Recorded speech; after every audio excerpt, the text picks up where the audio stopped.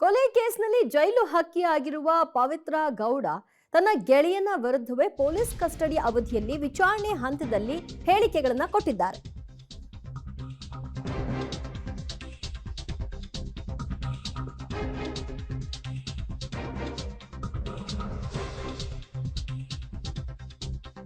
ಕೊಲೆ ಕೇಸ್ನಲ್ಲಿ ಜೈಲು ಹಕ್ಕಿಯಾಗಿರುವ ದರ್ಶನ್ ಗೆಳತಿ ಪೊಲೀಸರ ಎದುರು ದರ್ಶನ್ ವಿರುದ್ಧವೇ ಹೇಳಿಕೆಯನ್ನ ಕೊಟ್ಟಿದ್ದಾರೆ. ರೇಣುಕಾ ಸ್ವಾಮಿ ಮೇಲೆ ದರ್ಶನ್ ಹಲ್ಲೆ ಮಾಡಿದ್ದಾಗಿ ಪವಿತ್ರ ಸ್ಟೇಟ್ಮೆಂಟ್ ಅನ್ನ ಕೊಟ್ಟಿದ್ದು, ಪಟ್ಟಣಗೆರೆ ಶೆಡ್ಗೆ ನಾನು ಹೋಗೋ ಮುನ್ನವೇ ದರ್ಶನ್ ಅಲ್ಲಿ ಬಂದಿದ್ರು.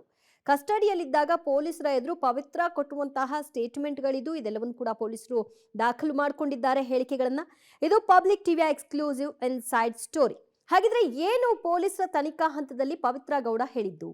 ನನ್ನ ಎದುರಲ್ಲೇ ರೇಣುಕಾ ಸ್ವಾಮಿ ಮೇಲೆ ಹಲ್ಲೆ ಆಗಿದೆ ಅನ್ನೋ ವಿಚಾರವನ್ನ ತನಿಖಾ ಹಂತದಲ್ಲಿ ಒಪ್ಕೊಂಡಿದ್ದಾರೆ. ನಾನು ಚಪ್ಪಲಿಯಿಂದ ಒಮ್ಮೆ ಥಳಿಸಿದೆ, ಸುಮ್ಮನೆ ಅಲ್ಲೇ ನಿಂತ್ಕೊಂಡೆ ಆ ನಂತರದಲ್ಲಿ ಅನ್ನೋದ್ರ ಬಗ್ಗೆಯೂ ಕೂಡ ಆಕೆ ಹೇಳಿದ್ದಾರೆ. ಈ ವೇಳೆ ದರ್ಶನ್ ಸ್ವಾಮಿ ಮೇಲೆ ಹಲ್ಲೆ ಮಾಡಿದ್ರು, ಅಂದ್ರೆ ನನ್ನ ಕಣ್ಣೆದುರಲ್ಲೇ ದರ್ಶನ್ ಸ್ವಾಮಿ ಮೇಲೆ ಹಲ್ಲೆ ಮಾಡೋದನ್ನ ನಾನು ನೋಡಿದ್ದೀನಿ. ನಾನು ಶೆಡ್ಗೆ ಹೋಗುವುದಕ್ಕೂ ಮುನ್ನವೇ ದರ್ಶನ್ ಅಲ್ಲಿ ಆಗಮಿಸಿದ್ರು ಅನ್ನೋದ್ರ ಬಗ್ಗೆ ಕೂಡ ಹೇಳ್ತಾ, ಗೆಳೆಯ ದರ್ಶನ್ ವಿರುದ್ಧವೇ ಪವಿತ್ರ ಗೌಡ ಹೇಳಿಕೆಯನ್ನ ದಾಖಲು ಮಾಡಿದ್ದಾರೆ ಅಂತ ಇನ್ಸೈಡ್ ಡೀಟೇಲ್ಸ್ ಪಬ್ಲಿಕ್ ಟಿವಿಗೆ ಲಭ್ಯವಾಗ್ತಾ ಇದೆ.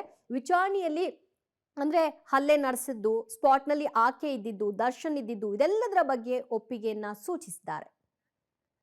ಮತ್ತಷ್ಟು ಮಾಹಿತಿ ಪಡೆಯೋಣ ನಮ್ಮ ಪ್ರತಿನಿಧಿ ನಾಗೇಶ್ರಿಂದ. ನಾಗೇಶ್, ಶೆಡ್ಗೆ ಪವಿತ್ರ ಗೌಡ ಮತ್ತು ದರ್ಶನ್ ಹೋಗಿದ್ರ ಇಲ್ವಾ ಅನ್ನುವಂತಹ ಒಂದು ಆಯಾಮದಲ್ಲೂ ಕೂಡ ತನಿಖೆ ಆಗಿತ್ತು.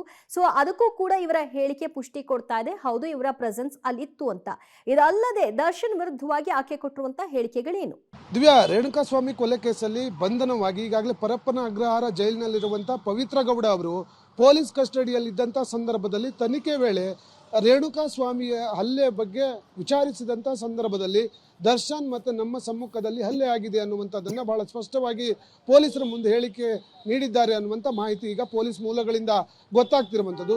ಪ್ರಮುಖವಾಗಿ ನಾನು ಆ ಸ್ಥಳಕ್ಕೆ ಹೋಗುವ ಮುನ್ನ ದರ್ಶನ್ ಆ ಶೆಡ್ನಲ್ಲಿದ್ದರು, ಆಗಾಗಲೇ ಒಂದು ಅಲ್ಲಿ ಗಲಾಟೆ ಆಗಿತ್ತು ಅನ್ನುವಂಥ ಮಾಹಿತಿಯನ್ನು ಕೂಡ ಪೊಲೀಸರ ಮುಂದೆ ಹೇಳಿರುವಂಥದ್ದು. ಜೊತೆಗೆ ನಾನು ಕೂಡ ರೇಣುಕಾಸ್ವಾಮಿಯನ್ನು ನೋಡಿದ ತಕ್ಷಣ ನನಗೆ ಅಶ್ಲೀಲವಾಗಿ ಮೆಸೇಜ್ ಮಾಡಿದ್ರಿಂದ ಸಾಕಷ್ಟು ಕೋಪ ಇತ್ತು.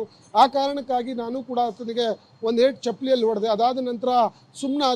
ಬಳಿಕ ದರ್ಶನ್ ಕೂಡ ನನ್ನ ಸಮ್ಮುಖದಲ್ಲಿ ರೇಣುಕಾಸ್ವಾಮಿಯ ಮೇಲೆ ಹಲ್ಲೆಯನ್ನು ಮಾಡಿದ್ದಾರೆ ಅನ್ನುವಂಥ ಮಾಹಿತಿಯನ್ನು ಪೊಲೀಸರ ಮುಂದೆ ಪವಿತ್ರ ಗೌಡ ಅವರು ಹೇಳಿದ್ದಾರೆ ಅನ್ನುವಂಥ ಮಾಹಿತಿ ಈಗ ಗೊತ್ತಾಗಿರುವಂಥದ್ದು. ಹಾಗಾಗಿ ಪೊಲೀಸರು ಈ ಒಂದು ಪ್ರಕರಣದ ತನಿಖೆ ನಡೆಸಿದಂಥ ಸಂದರ್ಭದಲ್ಲಿ ದರ್ಶನ್ ಅವರು ಕೂಡ ಮಾಹಿತಿಯನ್ನು ಪಡೆದುಕೊಂಡಿದ್ದಾರೆ ಅನ್ನುವಂಥ ಮಾಹಿತಿ ಈಗ ಸದ್ಯಕ್ಕೆ ಬೆಳಕಿಗೆ ಬಂದಿರುವಂಥದ್ದು.